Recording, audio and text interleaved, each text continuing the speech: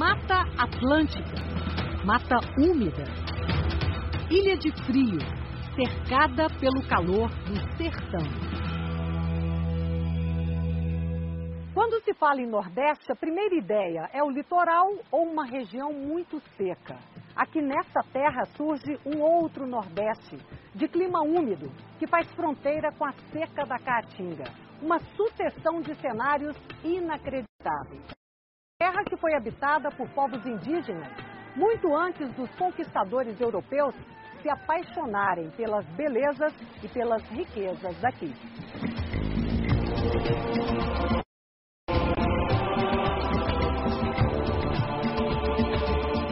Serra Grande ou Serra da Ibiapaba, na língua tupi-guarani significa serra talhada, por causa das rochas que cortam a montanha. Um lugar que também é conhecido como Chapada de Ibiapaba.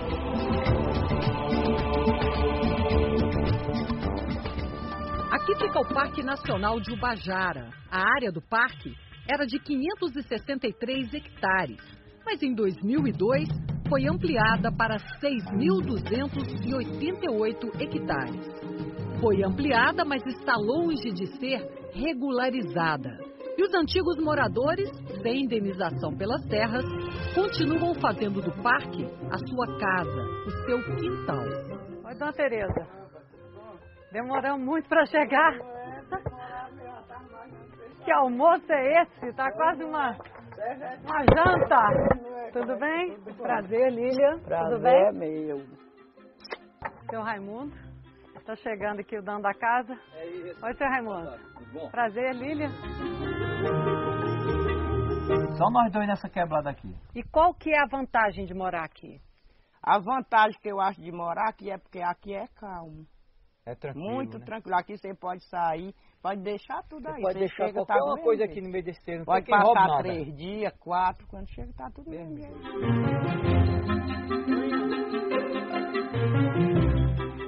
Aqui não tem energia elétrica. O almoço é no fogão a lenha. A luz natural clareia a casa. A comida ainda cisca no quintal porque não tem geladeira. Toda a comida que é feita dura no máximo 3 dias. A localidade é chamada de Janeiro, mas nenhum dos dois sabe por quê. A casa nem é deles, tomam conta para um fazendeiro amigo. O senhor ganha para cuidar da terra aqui? Rapaz, é o seguinte, só para você ter uma ideia, eu não ganho nada aqui, sabe?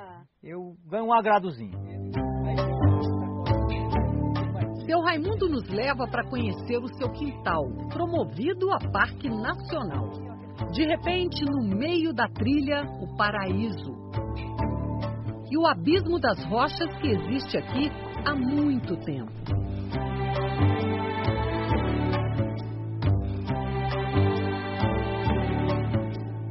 A Chapada da Ibiapaba fica a pouco mais de 4 horas de viagem de Fortaleza. Mas na escala do tempo da Terra, ela nos leva muito mais longe, a um tempo bem distante. Acredite, quando essas montanhas ainda eram cobertas de neve. Aqui começou uma história que nos ensina parte do que somos hoje.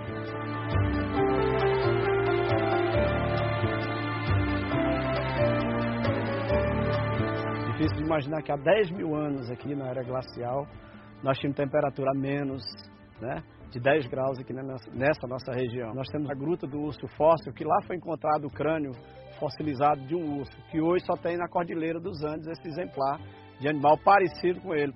Sebastião é técnico ambiental e hoje é nosso guia. Essa é uma parte nova do Parque Ubajara e a presença de um guia é fundamental.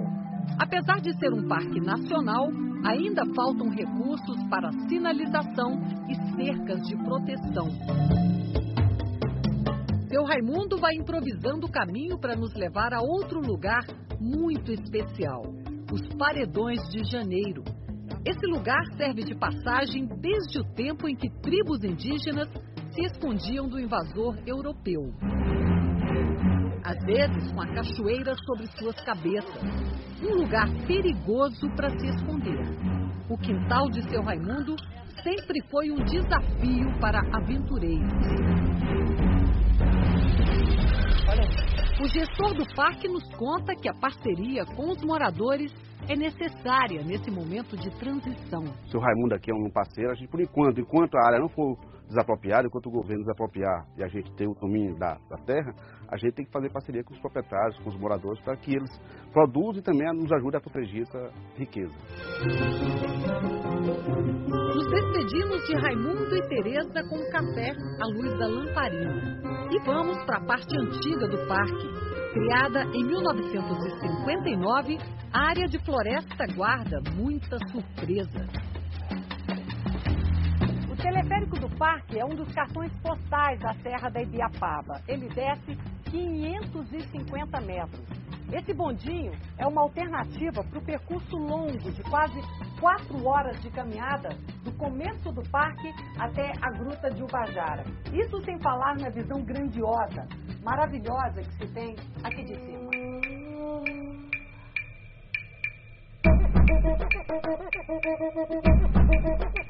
O bondinho está em processo de reforma e serve temporariamente somente a funcionários do parque e pesquisadores.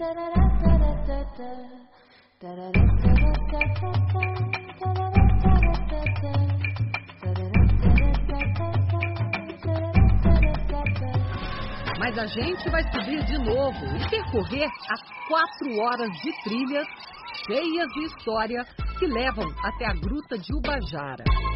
Nesta parte do parque, todos os moradores já saíram. Seu Fernando Tadeu, um dos guias mais antigos do parque, nos mostra que o que os moradores plantavam ainda é encontrado no meio da floresta. Aqui era cultivado o café, a pimenta do reino. E ainda tem, ó. E ainda tem. Olha aqui, café de sombra, café né? de sombra.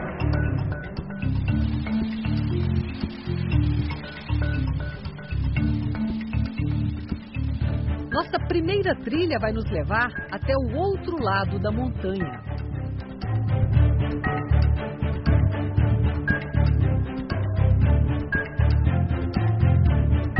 Depois de 2 horas, esta é a visão que temos. O mirante onde estávamos lá do outro lado.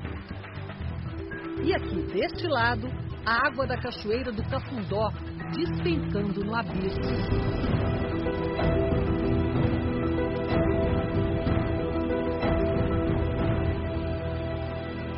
Vamos descer por uma trilha histórica.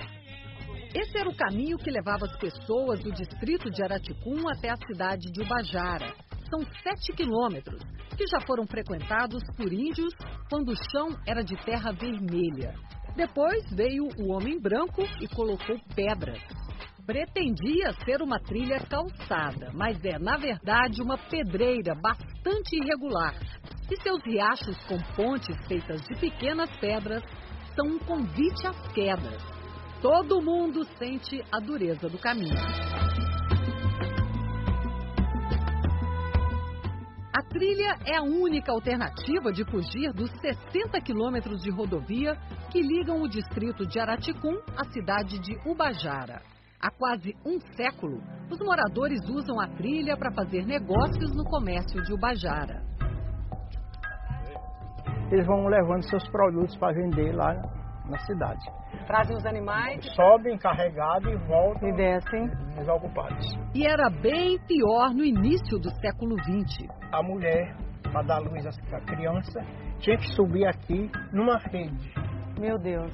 Então toda a dificuldade tinha que passar por aqui. Tinha que passar por aqui. Meu Deus. Tanto a parte comercial como a parte emergencial, podemos dizer assim, toda era por aqui.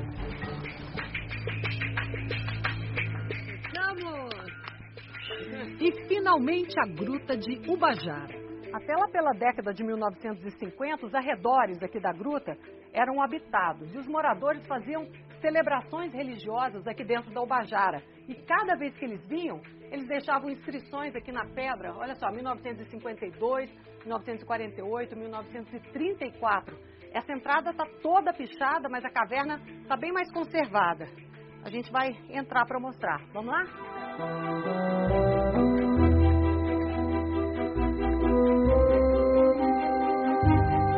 O geólogo César Veríssimo é o desbravador do parque.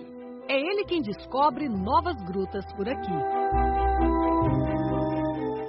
Esse primeiro contato é arriscado, entrar numa caverna, num buraco desse, onde ninguém nunca entrou antes? Essa é a função, quando a gente topografa a caverna, do que a gente chama ponta de trena, né? Que é aquele que vai à frente de tudo, vendo a situação, vendo o risco, né? O perigo, e sempre é perigoso. A própria Gruta de Ubajara, no trecho dela, onde corre água ainda, que é o Riacho Mucuripe, em período de chuva enche muito rápido. Então, se não vê alguém fora visualizando uma chuva eventual que caia muito rápido, você pode ter uma subida grande do nível de água e pode ficar aprisionado em algum canto sem poder sair durante essa chuva torrencial.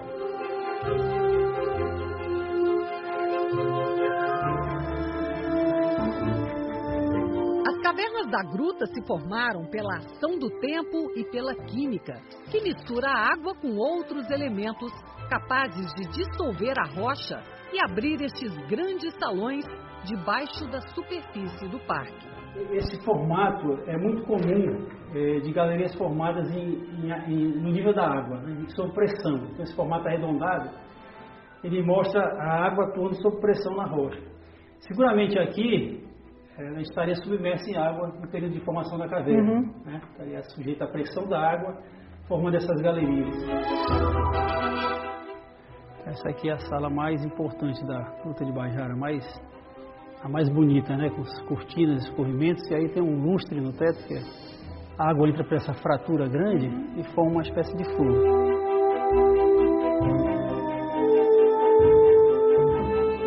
A gruta também já teve seus donos. Em Araticum conhecemos Dona Alcira, que nos conta que o seu pai era o dono do lugar, antes de se transformar em parque nacional. A gruta era dele. A gruta era do seu pai? Era do papai. Não que é. Comprou de quem? Ninguém sabe. A família de Dona Alcira nunca recebeu indenização pelas terras da Gruta de Ubajara. A herança que a família tem é uma pedra em forma de santa que a mãe de Dona Alcira encontrou dentro da caverna. Ela sempre chorava porque ela dizia que a gruta era a vida dela, que ela foi criada, né? Criado os filhos, cresceram os filhos todos lá. E teve que se sair de lá porque o Ibama teve que vir tomar de conta e não teve que entregar. Acho que a única coisa de história toda que ficou na vida dela foi essa imagem.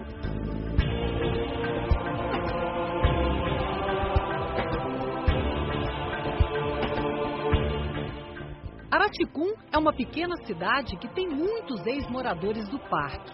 Ela é cercada por rochas cheias de mistério. E tem pessoas que ainda esperam a recompensa por ter deixado o paraíso. Pina atravessa a serra de Ibiapaba quando a noite cai. Os moradores daqui de Viçosa do Ceará já estão acostumados. Durante o inverno, quase todo dia, a cidade amanhece encoberta por uma névoa. Esse é o resultado da umidade aqui na Serra Cearense. Nem parece que a gente está em pleno Nordeste. Olha eu surgindo aqui no meio da neblina. E a temperatura é agradável até quando o céu fica limpo, de 15 a 20 graus em média. E ao longo do dia, o sol vai revelando novas surpresas pelo nosso caminho. Depois da viagem, eu me sentei aqui para observar essa região. Até onde os olhos enxergam é tudo lindo, verde. Mas o mais surpreendente está aqui bem perto de mim. Um tesouro para essa região. Água limpa, transparente em muita quantidade. Um paraíso escondido entre as pedreiras do Nordeste.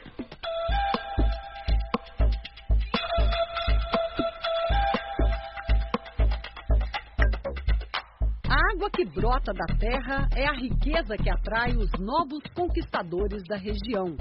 São pequenos produtores de flores que saíram das grandes cidades para recomeçar aqui. Por que a senhora escolheu Ubajara? É por causa do clima? Esse clima ajuda? Ajuda. Exatamente pelo clima. Eu tive conhecimento que tinha outras pessoas que já estavam iniciando na redondeza, né? Em outras cidades vizinhas. E aí, então, se dá lá, Ubajara vai dar. A perspectiva é boa. Aqui na Serra Grande é o lugar da maior fazenda de rosas do país. Outra vantagem desse clima frio e úmido é que ele faz bem aos olhos. Por causa dele, o Nordeste fica assim, colorido. É difícil de imaginar, mas uma boa parte das flores que a gente encontra em muitos lugares do Brasil vem daqui, do Ceará. Um mercado em plena expansão. Nós estamos com 372 empregados, hoje entrou uma pessoa, todos os meses nós temos contratação. E vai melhorando a vida de muita gente. A família do João é grande e precisava de emprego. Coube todo mundo na fazenda de Rosas. Irmão. Sogra. Primo. Esposa. Você foi o primeiro? O primeiro. E depois trouxe quem? Eu trouxe meu irmão, o Eliseu. Foi difícil convencer a sua mulher? Foi ela que me convenceu para trazer ela. Ah, é? Foi. Foi olhando para a terra que João viu brotar uma nova vontade, a de voltar para a escola. Na faculdade, você tem vontade de fazer o quê? A agronomia também, né? É bom que você começa a estudar e leva todo mundo de volta para a escola. A escola, né? Também é todo mundo formado, né? Nós temos muitos funcionários também que estão estudando, né? Estão projetando essa melhora no futuro. Ajudar a produzir essa beleza colorida também fez o povo daqui se esquecer de um passado triste. Eu paro para pensar, quando eu estou comendo uma comida melhor, né? Eu fico pensando, já passei tanta coisa, né? Aí às vezes dá até vontade, né? Às vezes de chorar, porque hoje eu posso, né, dar o melhor para meus filhos, né? Lourdes e o marido viviam do que plantavam no quintal. Com o trabalho dela nas fazendas das flores, viram a renda da família multiplicar e puderam investir na plantação caseira. Quantos pés de couve você tinha? Rapaz, eu tinha 6 pés de couve. 6 pés de couve. E agora? Hoje multipliquei para 2.000 pés de couve. Olha que beleza. Tem um giló aqui gigante, né? Nunca tinha visto um giló desse tamanho. E nem eu também nunca tinha visto. Não, né? Nesta terra tão especial, as conquistas individuais se juntam à história dos primeiros homens que desafiaram a geografia para chegar até aqui.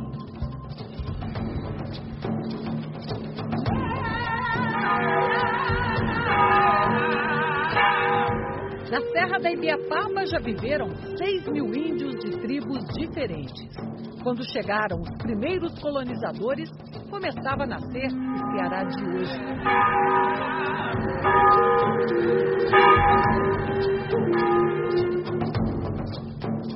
Ibiapaba, ela é a placenta de onde a nossa civilização se formou, se gerou, onde, a partir do choque de povos primitivos, né, com os colonos europeus, onde nasceu esse homem típico, né, da região. Agora, essa geografia também dificultava um pouco o acesso desses colonizadores, né? Perfeitamente. Quando os europeus chegaram, né, principalmente os portugueses, eles se depararam com esse paredão enorme, né, e isso inviabilizou a conquista com a cavalaria. Os seus cavalos, as tropas portuguesas se mobilizavam rapidamente com as montarias, né? E não podendo subir e sair, os índios usavam como refúgio, como estratégia. Os nativos da terra Brasilis, o primeiro nome encontrado em mapas dos séculos XVI e XVII, usaram a geografia a seu favor. Foram muitos os conquistadores, holandeses, franceses e, finalmente, os portugueses. O motivo da vitória portuguesa? A cruz dos jesuítas. Os jesuítas chegaram à Serra Cearense no século XVII. Aqui foram recebidos pela tribo dos Tabajaras. Durante muitos anos, indígenas e brancos alternaram guerra e paz. Por conta dessas batalhas, a coroa portuguesa levou quase um século para fundar a aldeia de Ibiapaba, a primeira delas, que hoje se chama Viçosa do Ceará.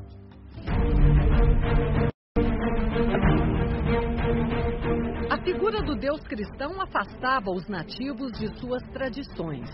Antes da chegada dos colonizadores, os nativos podiam ter várias mulheres e as mulheres também podiam ter mais de um companheiro. Muitos outros costumes cederam ao modelo europeu do pecado e da vergonha de ser considerado um selvagem. E o trabalho deles foi justamente esse, de pacificar, de tornar pacífica essa relação entre as tribos e as missões jesuítas. E também para iniciar o que a gente chama hoje de bons costumes. Os indígenas se deparavam com uma nova ordem social. Por conta do preconceito que se construiu em cima do índio. O que era o índio? O não civilizado, o bárbaro. O índio, ele estava num patamar quase que de um animal na época, né? Aí então, para mim admitir ser índio, era eu admitir que eu era um selvagem, um bárbaro, um animal. Então, para ter até a autoestima preservada, ele negava. Não, eu não sou índio, eu sou cristão, eu vou na missa, eu frequento a civilização, eu visto roupas, eu falo a língua de vocês. Esta busca por uma nova identidade indígena está nas páginas de um dos romances mais famosos da nossa literatura. Na ficção de José de Alencar, o guerreiro Irapuã se apaixona por Iracema. Mas ela entrega o seu coração a um guerreiro branco europeu chamado Martim. Iracema morreu no parto daquele que seria o primeiro cearense nascido da mistura entre indígenas e brancos. José de Alencar se inspirou neste cenário para criar a Virgem dos Lábios de Mel. Aqui na Bica do Ipu, Iracema se banhava e nascia um romance nacionalista que transformou a guerra entre indígenas e brancos num caso de amor.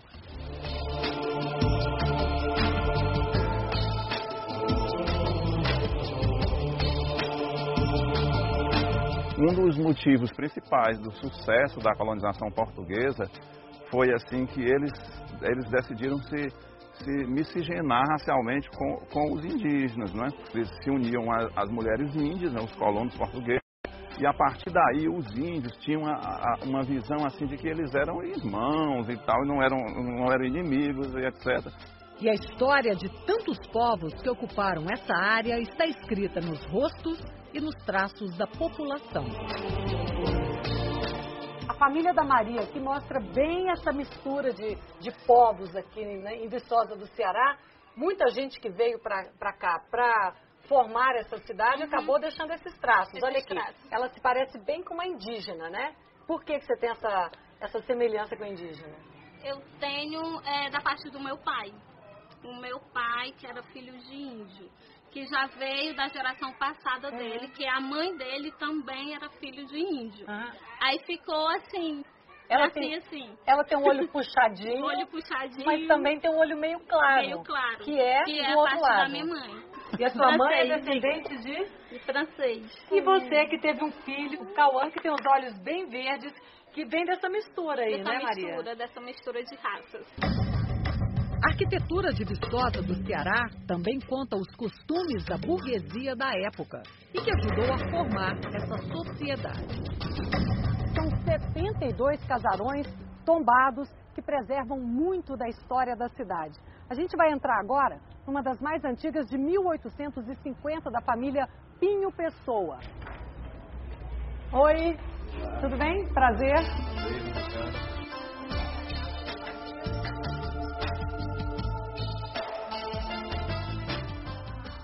Como essa casa é do século XIX, né? Então nessa época não havia geladeira, fogão era lenha, etc.